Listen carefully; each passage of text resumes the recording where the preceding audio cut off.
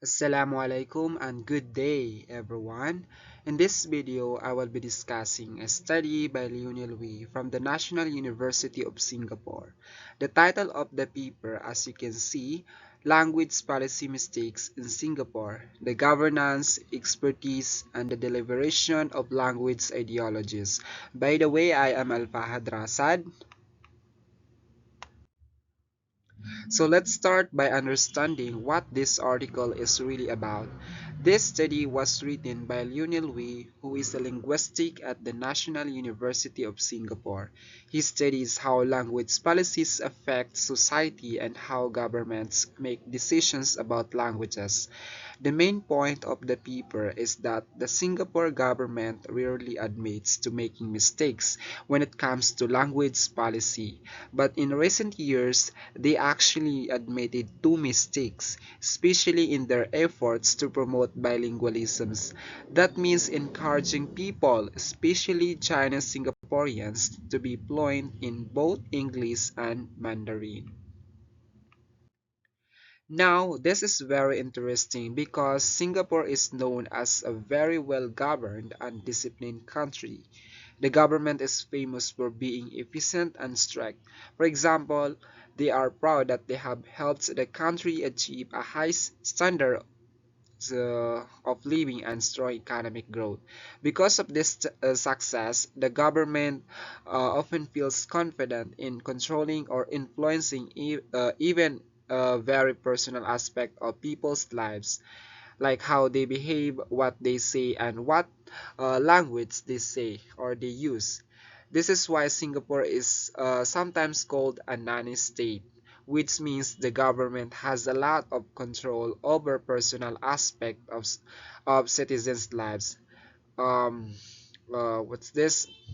Uh, and also the in making or creating a building educations, behavior, and even language. So when we talk about mistakes in language policy, it's in the context of a government that is usually very controlling and careful. Now, Lionel, we ask three main questions. First, could these mistakes in Singapore's language policy have been avoided or reduced? Second, are there other problems in the language policy that might cause issues later?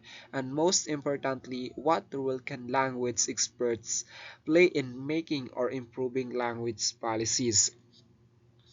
We emphasizes that language experts like linguists and educators should be consulted because their knowledge can help prevent problems because policies are implemented.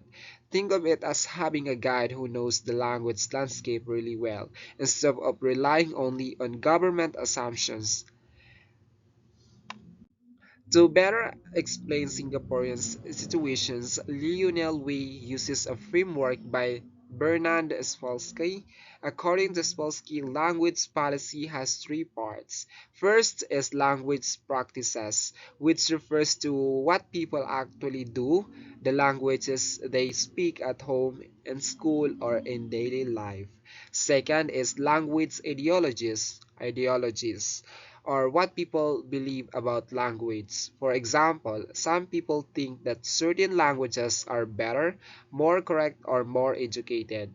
The third is language management, which includes formal government actions like campaigns, school policies, or language assignments. We says that practices and ideologies always exist, but in management only happens when authorities decide to intervene. If there's no formal policy, the existing ideologies becomes the default policy. This is important because in Singapore, many deep-rooted beliefs about language became powerful even before the policies were officially created. Singapore's bilingual policy is one of the biggest features of its education system. Each ethnic group is assigned a mother tongue, Mandarin for Chinese, Malay for Malay Singaporeans, and Tamil for Indian Singaporeans. English is the common working language. The government believes that mother tongues represent culture and identity, while English represents sorry, modernizations and global success. Lee Kuan Yew emphasized that bilingualism was not only about speaking languages, it was about knowing who you are. But we points out a problem because these languages are seen as serving different rules. People begin to think that learning one language hurts the other. This is called a zero-sum game. It assumes that the brain has limited space. This belief became a major cause of policy mistakes. And we points out that certain beliefs about language, like thinking one language is automatically more valuable than other, can become powerful social facts. These beliefs influences how people behave and what opportunities they get. If the government does not examine this belief carefully, then mistakes happen. For example, policies may not align with reality, and students might struggle to meet expectations, or some groups may be unintentionally disadvantaged. Now, to wrap up here, the conclusions is that even a Singapore as strong and well managed as Singapore's mistakes in language policy can happen. Experts' involvement is crucial, like linguists and educators can help guide decisions and prevent errors. In fact, there needs to be open discussion, not just among experts but also with the public, to ensure policies are practical, fair, and effective. And that would be all. Thank you.